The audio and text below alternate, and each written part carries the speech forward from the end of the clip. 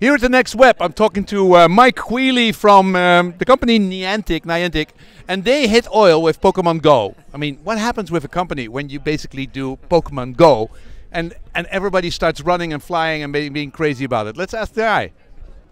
Now, Mike worked for Google. I mean, actually, Niantic isn't spin out of Google, right? That's right. Yes, exactly. That's exactly right. So, I mean, how did that company get started inside Google, and why was it spin out?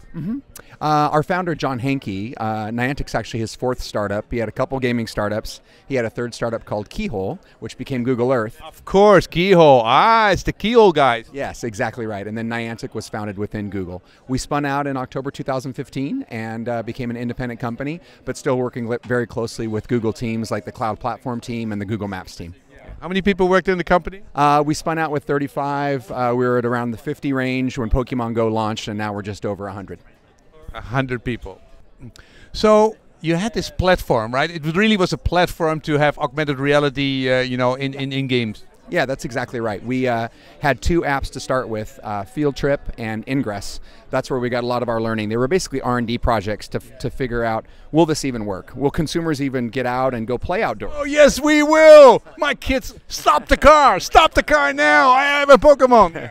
Yeah, and then we did the commercial agreement with the Pokemon Company. Their CEO was a big fan of Ingress, and we had done some work with them on Google Maps around an April Fool's joke and things like that. And so those are some of the origins. And then, last summer we were able to release Pokemon Go globally. Now I understand why you are so incredibly, location-based minded, because you are the Google guys, the Google Earth guys. Okay, so that's really interesting. Who owns the company now? We're the majority owners are a combination of Pokemon Company, Nintendo, and Google.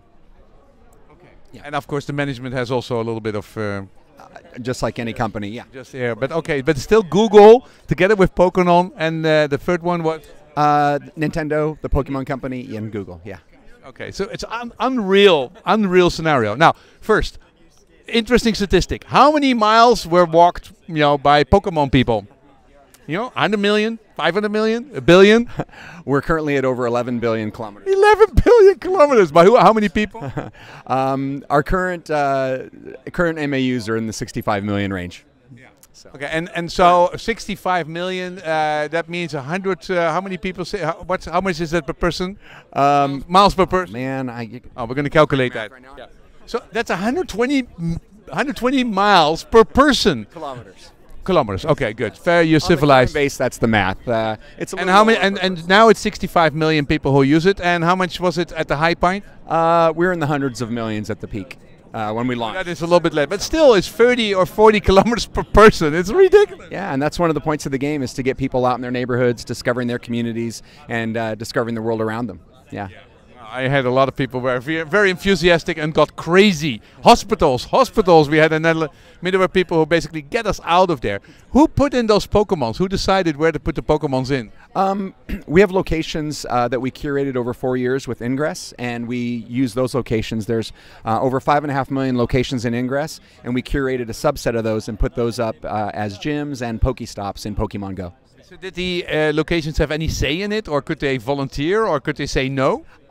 Yeah, we have criteria to make sure that they're all publicly accessible, pedestrian accessible, safe locations, but they also have to have certain criteria. They have to have historical significance, cultural significance, so it's a lot of historical markers, public artwork, museums, fountains, things like that. It was great, but I mean, if somebody said, please get us out of here, would you do that?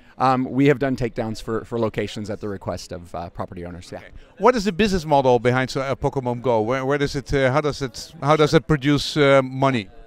Just like most mobile free-to-play games, it's IAP, in-app purchase, so microtransactions. So like most mobile free-to-play games, we count on a subset of our free players to convert and buy items in the app. What could you buy? I'm sorry, I should know that. We have an in-game currency called Pokecoins, and then you use those to buy things like incubators to hatch your eggs, Pokeballs, and other items. So, how much money did you make with the game? We have not shared public data on that, so there's some third-party stats out there. But what would the third-party stats say? I'll let you about research, Vincent. Yeah, we're more focused on the users, to be perfectly honest.